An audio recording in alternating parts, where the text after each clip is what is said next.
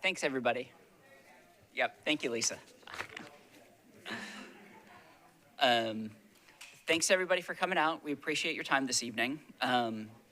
We've got our agenda up on the screen behind us. I'm going to walk through that real quick in a moment. I want to start by acknowledging, so first I want to say we do have a handout with an overview of the 4 bills that are up for consideration. We're going to talk them through. We did run out of copies, so if you came late, we're having some more printed off. They should be here in a moment. So I want to start by recognizing we have 2 council members in attendance. Councilmember Gadd, who was the inspiration for the meeting. Thank you so much for your questions and for helping to kind of get this organized. Councilmember Cash, thanks for coming out as well. We also recognize tonight is the start of Yom Kippur. The presentation and Q&A will end at 6:30 to give people time to get where they need to be. We do have the room until 7 for people who want to spend a little bit more time with the boards or ask staff questions one-on-one. We're also recording this tonight, so it'll be available later on. And because of that, we do ask that you hold questions until the end. So there's kind of one continuous recording of the presentation. What we're going to go through tonight, and Katie in the back, Katie, raise your hand, has the handouts. So if you need a handout, if you would like one, raise your hand and she can bring one over to you. Wonderful. I'm going to introduce what we're doing tonight, as well as a little bit of background on the housing and infrastructure study. Then Robin Ziegler with the historic zoning staff will present a basic introduction to historic overlays. Then Dustin and I will talk through the 4 bills that are up for consideration right now. Robin will also be on hand during the Q&A to answer specific questions about the zoning overlays. Even before they came over to our department, Robin and her team were an active participant in the housing and infrastructure process. We think, though, that tonight's meeting reflects the benefit to the department of having historic kind of within the building with us, where we can collaborate kind of a lot more fluidly, a lot more informally, and a lot more thoroughly. I'm going to start with a little bit of background and context on housing and infrastructure. Before I do, I want to talk a little bit about how the department thinks about preservation and growth and how we think of those 2 pieces together. We started work on Nashville Next coming out of the 2008 recession and the 2010 flood. Responding to the first signs of subsequent development, we expected to grow quickly, and so we identified a strategy for managing growth through the intensification of the urban core, while protecting and preserving historic structures, rural areas, hillsides, and floodplains, with modest additions of housing at the edges of neighborhoods along our centers and corridors. And so as we think about this, as we think about these 2 pieces, preservation and growth, we see zoning as an important tool for both of those, for both kind of managing growth, for managing infrastructure, as well as for preserving and protecting sensitive environmental features as well as historic places. You'll see a few examples tonight of historic examples of middle housing. These informed our standards. A lot of middle housing are kinds of homes that were built in Nashville's neighborhoods historically, and they're a model for what we're doing. We see our historic neighborhoods as intrinsically valuable, but also living, thriving examples of how diverse housing types can coexist with one another. And so for background on this project, housing and infrastructure in particular, Resolution 2024-288 was passed by council a little over a year ago. It asked the planning department and a number of other metro agencies to work together to take a look at whether current regulations and code provisions negatively affect our housing supply, affordability, and equity, what the costs are to deliver the housing products that will address Nashville's existing and long-term affordability needs, whether our current infrastructure can support the anticipated level of growth over the next 10 years, and whether additional funding is needed for any infrastructure gaps. Our work on this topic did not start last year. It did not start with that council request. The planning department has been working in this vein for a number of years, starting with Nashville Next, that laid out a strategy, like I said a moment ago, for balancing growth and preservation and for sort of seeing how these can fit together. It also specifically recommended improvements to our zoning code, specifically for these kind of middle housing types that I'll walk through kind of towards the back end of the presentation. In 2021, Mayor Cooper convened an affordable housing task force that was mostly focused on sort of affordable or subsidized housing and the different tools that Metro has for that, but also made some recommendations about the need for kind of modest density and for taking a look at both our overall housing market and our zoning code. That led into the Unified Housing Strategy under Mayor O'Connell that laid out, again, a very comprehensive look across a number of Metro agencies related to housing provision, but also did that deeper dive into our housing market, found, kind of recommended a level of housing demand we should anticipate over the next 10 years, and then continued to recommend improvements to our zoning code. And so that's a lot of the broader context that has shaped Housing and Infrastructure's work. In March, we released an initial set of findings. It is a lengthy document on both our zoning code, our housing market, and our approach to managing infrastructure. But tonight, the focus of our work is 4 bills that we've recommended. These are changes within the zoning code. They are not changes to the zoning map. I'll talk through the relationship between that later on. The bills are numbered 1005 through 1008. For kind of keeping similar topics together, we're going to take 1006 and 1007, dealing with single family and 1 and 2 family districts and height standards for those and DADUs within those first. Dustin will talk through those, and then I will talk through kind of the new zoning districts, RN and RL, as well as the voluntary attainable housing incentive. And with that, I'm going to hand it over to Robin to talk through historic zoning and historic districts. Thank you all. Thank you, Greg. I'd like to also introduce you to the chair of our commission who's here tonight. Where did he end up? Cyril Stewart, thanks for being here. And we thought a good place to start would be just an overview of what historic zoning is.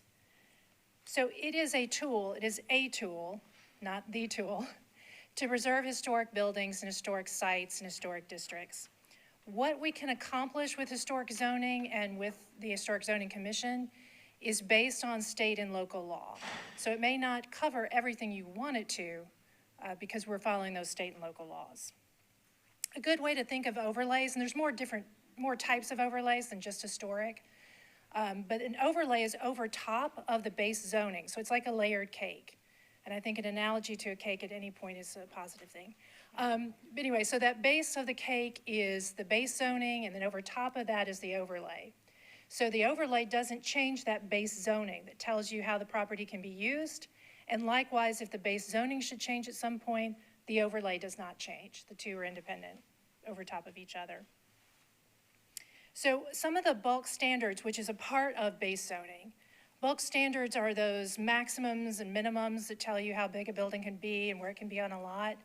Some of that the historic zoning does have control regulation over, such as setbacks, maximum height, and outbuilding placement and their maximum dimensions.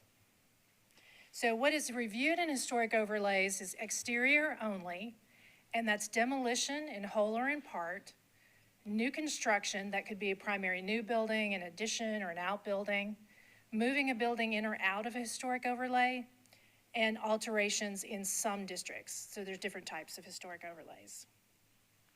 What we do not review with historic zoning is interior alterations, ownership, like an HPR, which is an ownership agreement, how a property can be used, like is it residential, is it commercial, industrial, density, for instance, how many units can be on the lot, subdivisions, although we do get an opportunity to tell others our thoughts on it, but we aren't the end all for subdivisions, lot coverage, stormwater, landscaping, loss of old growth trees, public art, which some districts have.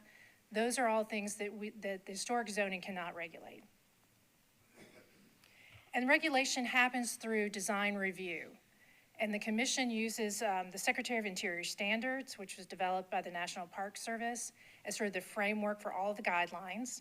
They use the guidelines primarily as a tool for decision making, and they use the historic context as a good decision making tool.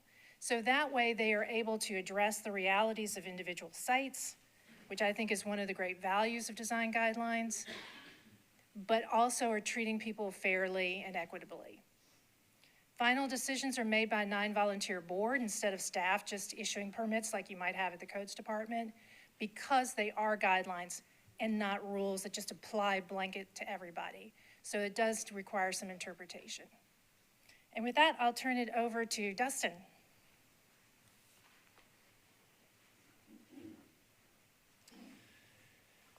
Okay, so I'll discuss some of the changes to the R&RS districts here that are being proposed with the H&I study. So the first big area is creating compatible height standards in our R&RS zones. So just brief background, R is 1 and 2 family residential. So you could have a 1 single family or a duplex. RS is single family residential. So in both of these zones, what we're proposing at this time is to bring the max height down from 3 stories to 2.5 stories. We're also looking at adding a formal definition of half-story to the code to help with clarity in defining what that is, that half-story. And then also adding specific height measurements to parts of the house. You'll see there 24 foot to eave or parapet, and then 35 foot to the roof ridge. So that will actually incentivize pitched roofs. And what we're looking to do with this is close some loopholes in the code and bring down the height so that there's not these unexpectedly large structures popping up in neighborhoods. Second area is 2-family dwellings or duplexes. So these are currently allowed based on some kind of complex parcel genealogy rules that codes has to interpret and apply. But what we're looking to do is allow them by right if you have 1 or 2 family zoning. So if your zoning says 2-family and you have a legal lot that meets the size requirements, you'd be able to have that 2-family use. Important to note, 2-family will still not be permitted within the RS single-family residential zoning districts. The third area is DADUs, or detached accessory dwelling units. So currently, these are allowed with single-family uses only within DADU overlays on lots that have alley access. And those overlays are only allowed in the UZO and in the Highland Heights neighborhood. They're capped at 700 square foot of living space. Footprints are limited based on lot size. And STRs, or short-term rentals, are not allowed for new DADUs in the DADU overlays. What we're proposing is to allow DADUs throughout the USD, that's the Urban Services District, and then allowing the DADU overlay to be applied out in the GSD, so that when you have a contiguous area of property owners that want to have a DADU overlay out there. We're looking at removing the living space cap and then limiting the DADU instead by the footprint, by the height, and by proportionality to the main structure. You can see the new footprint limits based on a study of peer cities, but while still keeping that requirement that it be smaller and shorter than the principal structure. We're also looking at allowing 1 owner-occupied STR per single-family home in the USD, because currently owner-occupied short-term rentals are allowed in a single-family home. So our thought with that was not to take that away. On the screen here, you'll see a lengthy list of the historic districts that are in the USD and those that are outside.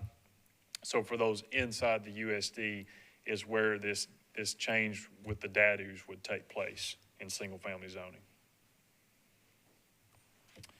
So our goals with all this is to right-size infill, to make infill that's coming into neighborhoods, if we're advocating for more units, to have that be more compatible with our neighborhoods. This could actually help reduce the need for historic districts in some cases where people are just kind of upset about overly large, out-of-character structures. This could help reduce that need. This is part of streamlining and simplifying regulations and entitlements, which is something that H&I has called for, and also a way to give options to homeowners by expanding access to DADUs and duplexes so that they can have different income streams or provide more flexible housing options for folks. Okay, now I'll turn it back over to Greg to talk about the 2 new zoning districts. Great, thanks, Dustin. Okay, so One of the things that we've proposed is adding 2 new districts to the zoning code. These are what we call residential neighborhood, or RN, residential limited, RL. I'm going to talk through kind of the reasoning why we're proposing these. So in March, like I mentioned, we reported our initial findings to the Council and Commission. That review included looking at past housing production, price and availability trends, the history and current context of zoning in Nashville, barriers to moderately priced housing within the zoning code, and an assessment of infrastructure challenges facing the city. That review confirmed the guidance from Nashville Next that zoning specifically tailored to middle housing was missing, and its lack was an impediment to this kind of housing. That's not to say that it's impossible to do middle housing in Nashville. We have a lot of examples. These can be built under a variety of zoning districts, including many of the RM or multifamily districts, mixed use or even commercial districts. We also have a lot of examples that have been with us for decades in historic neighborhoods. But we also occasionally see these kinds of homes built new in historic preservation and neighborhood conservation districts, where properties primarily have pre-existing multifamily zoning. And then many have been enabled through specific plan zoning, which has been an important tool for fitting projects to unique circumstances or when testing out new typologies, but is too costly and uncertain a process to rely on for routine development. It's because these are valued homes in older and newer neighborhoods, because our current base districts can produce too many different forms, because overlays and specific plans are not necessary where the base standards can accomplish the desired outcome, that planning has recommended creating these 2 districts. And so these are the 2 districts. I'm going to walk through the elements within the code that govern the outcomes, like what can be built. But at a basic introduction, what we're looking at within residential neighborhood is allowances for sort of house scale buildings. That's the idea behind this district, whether that is a single family house or a duplex, townhomes, house courts, kind of smaller single family homes gathered around a common open space, a plex house, or in urban areas, a manor house, which can get 4 to 6 or 6 to 10 units in a single structure. That may sound large, but that's about the scale of some of the construction that we see for single-family homes in Nashville today.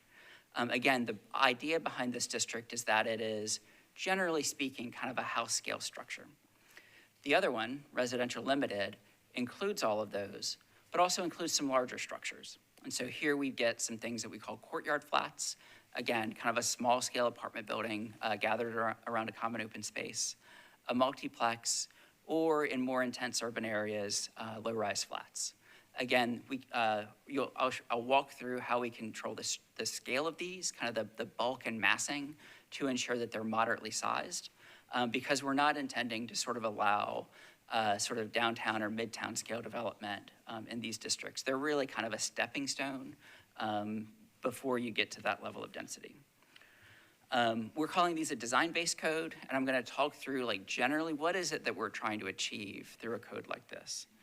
So one, like I said, is creating human scale massing. So there's a lot of requirements in the code for how big the footprint can be, how what the height can be in different contexts, and how we kind of step that down from one main structure through secondary wings. A lot of that is mimicking patterns that we see in historic neighborhoods today. Second, we think a lot about how the buildings face the public realm through frontages. That could be like the front street, or it could be a side street, or it could be one of those common open spaces. But essentially, like, how do you kind of have a face that greets the public realm and provides a gateway from sort of the street through your yard to sort of a porch and then inside the house? And then last, there are requirements with each one of these building types for private or common open space to ensure that there's some amount of open area for the residents who live there, whether that's a private realm behind a townhouse, or whether it's one of those courtyard forms. So there's 3 pieces that we're recommending adding to the code that will create kind of these standards for different forms. And so the first set are the districts themselves, the RN and the RL. And so these standards address things like building types, lot size, building placement and form, which includes height and coverage, parking placement, and then for RL, that larger one, a voluntary attainable housing incentive. I'm going to talk about that last because it's tied to the last bill we're going to talk about. but then recognizing that different parts of Nashville have different characters, as we've long done in the planning department through Nashville Next, we've refined these standards so that RN has two flavors. RN1 is set up for suburban areas. RN2 is set up for urban areas. And similarly, residential limited has RL1, that's suburban, RL2 for urban, and then that more intense form, RL3, which is for kind of centers within Nashville Next. To give you an idea of how we take that basic idea and translate it into different standards, here is within residential neighborhood, the height limits for main buildings. And so within the suburban context, RN1, the height limit would be 2.5 stories. Other building types may kind of bring that down, but within RN1, nothing would exceed 2.5 stories. Within the urban context, RN2, that height creeps up a little bit to 3 stories. The second big piece I want to talk about is the land use table. This is the table that sort of lists out all of the districts in the zoning code and all of the different land uses. This is a very simplified version, but broadly speaking, the blue areas are current land uses, so that detached accessory dwelling unit that Dustin was talking about, single family and two family and multifamily uses. Those are in the code today. RS, R, and RM across the top are the current sets of zoning districts that we have. Again, in a very simplified form. The green areas are what we're proposing to add to the code. So the new districts are RN and RL. You can see them on the right-hand side. And then down the left-hand side are the different building types that we proposed. So the townhouse, the house court, the manor house, multiplex. And then those are shown as P with a bunch of stars behind it. And what that does is that points to the new section of the code that we're adding. I'm going to talk about this next, for where the standards are that you have to adhere to if you're building one of these building types. And so that's this piece, is we have each of those building types will have a layout, something like this, that sort of gives guidance on what it is that we're looking to achieve and what the rules are. And so the first page is sort of a welcoming introduction that sort of describes what the building type is, and then gives some visual examples from Nashville. The second page is kind of layouts that are labeled with what the standards are. And then the third page are kind of the rules, those standards themselves. And so these include things like minimum and maximum number of units in the building, size and massing maximums, those frontage requirements, pedestrian and vehicle access, and open space. So here's a slightly closer view of, in this case, the cottage court, where we've kind of laid out what the building footprints are like, and then kind of parking, access, and open space. And so you'll see like all of those little footprints on the left have kind of A and B and C and D labeled dimensions. The code specifies what that can be. And so the main body, kind of the bulk of the building, can be a maximum width of 32 feet and a maximum depth of 24 feet. But you can have a secondary wing of 20 feet width and depth. And so part of what happens is that sort of changes the shape of the building, it brings it down a little bit, the height comes down with secondary wings, and that creates a little bit of a natural transition to what's around it. Again, in a way that is common in how these have been built over the years. And then last are the frontage standards. And so this is highlighting in yellow kind of how buildings front the street, or in the green area, how they front that common open space. And so we've got standards for what kind of frontages these can be. And so these may be like 2 different kinds of porches, porches that go out from the house, porches that sink into the house, dooryards, stoops, and terraces. And each of these has minimum dimensions as well, because we're looking to kind of recreate that historic pattern of kind of having a porch or having an entryway, and not just sort of a faux, sort of 1 foot little entranceway as you get up. So that really broadly at a very high level are the pieces of these two districts and these building types, and how we're looking to give greater clarity for neighbors and for builders in what can be expected out of these. I know one of the questions that many people have is how will these be applied? And so tonight, I really want to emphasize this. The current bills that are before Planning Commission and Council for RN and RL, all they are doing is adding the option to the code. We have more than 100 zoning districts in the code today. This is adding 2 more. adding these to the code would not automatically apply them to any property. No one's entitlements would change based on what's before council this month and next. And so what that means is it doesn't change the rules for what you can do with your property. It doesn't change the rules for what your neighbor can do with your property. To take effect, to be applied to property, someone would need to seek a zone change, either a landowner or a council member. They would apply for a zone change and go through the full review process. That's notification, the full planning commission review, including a public hearing, and all 3 readings at council, again, including a public hearing. That is the process for any other base zoning district. That will be the process for these base zoning districts. Now, we have also said that we are working on a set of recommendations about where may be appropriate to go ahead and apply these. This is something that we are working on now. It is going to follow work that is underway looking at our infrastructure. So we're working to complete an infrastructure assessment to identify where are the areas in Nashville, in line with Nashville Next, in line with our growth and preservation concept map, that may be appropriate for this. And so on this map, this is a little segment of the growth and preservation concept map. I want to explain what our approach is for thinking about the growth side of growth and preservation. What this recommends is that large areas of the county, our rural areas, our floodplains, should be preservation features. We've got other large areas, kind of the yellow on the map, that is kind of faded out, so it's hard to see. Yellow areas on the map are neighborhoods, which is not intended to say that neighborhoods would never change, but they're not our growth strategy. They're not how we want to manage growth. How we do want to manage growth are the centers and corridors, the bright orange up here, as well as the blue lines for transit corridors connecting these. These are mostly already built out, areas such as commercial strips, commercial corridors, that can be redeveloped into mixed use, mixed income, kind of vibrant walkable places. And then around each one of these, transition and infill, about 1/8 of a mile is how it's mapped now, would be areas that are appropriate to create a transition from the density on the corridor to the neighborhoods around it, and to use that transition to provide opportunities for infill. That's our framework. That's what we're working on, kind of assessing from an infrastructure side.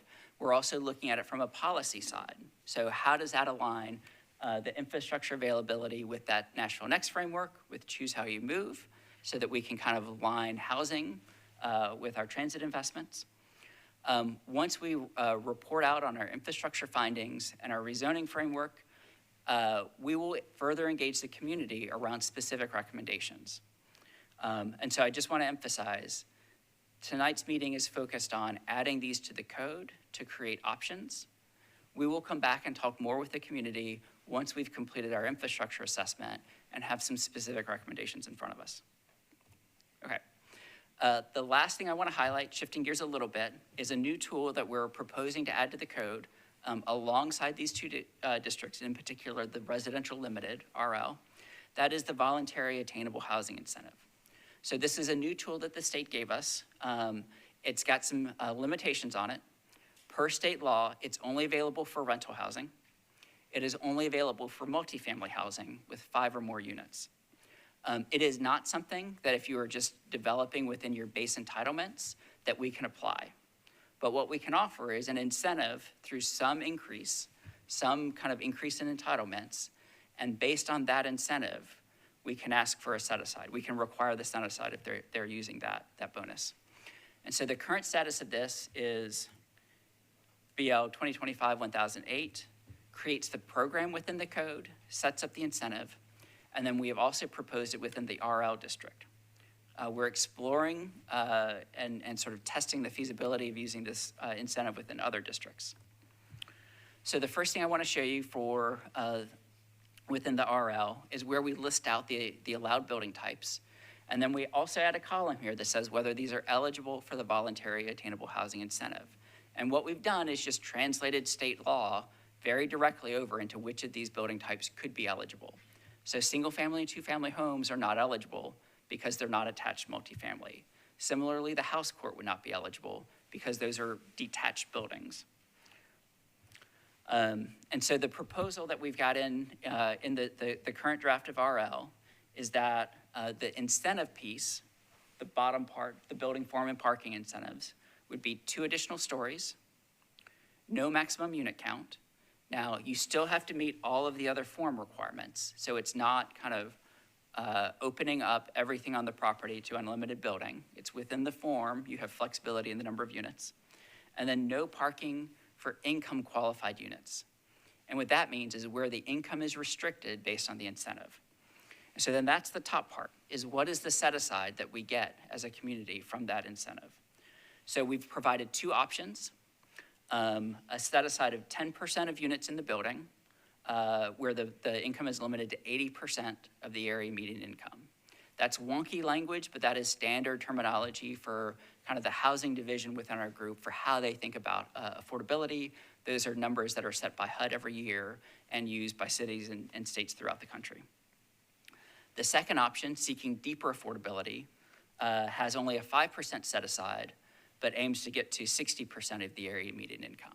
So you can see there's a trade-off between the number of units that are attainable that would be produced and the level of attainability that we would require.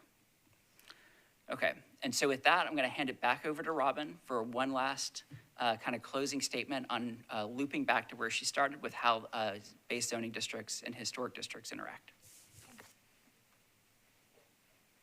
So with that, all that information, I just wanted to reiterate that if you have a historic zoning overlay, it doesn't change. Again, the base zoning might change, but that doesn't change the overlay. And here's some examples of the diversity of the type of projects that we see in our historic overlays that kind of are similar to what you've been learning about tonight. The one at the top is in Belmont Hillsborough. That neighborhood is primarily a 1- and 2-family residential neighborhood. But this was allowed, again, because we're always looking at historic context, this was allowed because it was in an area that was a transition between that residential neighborhood and the commercial area of Belmont University. So that was something that the Historic Zoning Commission approved. And in the bottom is a house that's in the South Music Row neighborhood, which is, they got an addition. So our only part was to review the addition, but they're going to have, I think, 4 units within that house in that addition. So it's something that we're already doing, just in a context way. I'll turn it back over to Greg. All right, thanks, Robin. So this has been kind of a high-level overview of the different pieces that we have in front of us. We are continuing to do community engagement. So there are virtual office hours up on the screen. There's also a handout in the back. This is a great opportunity if you want to dig in a lot more detail. You can sign up. You'll join probably 2 to 5 other folks from the public, and you can just kind of talk through and ask questions in a really detailed, granular way. As well, if you've signed up tonight, we'll add you to our interest list, but if you're not getting those emails or you want to take a look at some of the reports and prior rounds of work that we've done, you can see it at engage.nashville.gov/housing and infrastructure. There is a huge amount of information on there. If you can't find something you're looking for, my contact is on there as well. You're welcome to email me, and I'll be happy to follow up.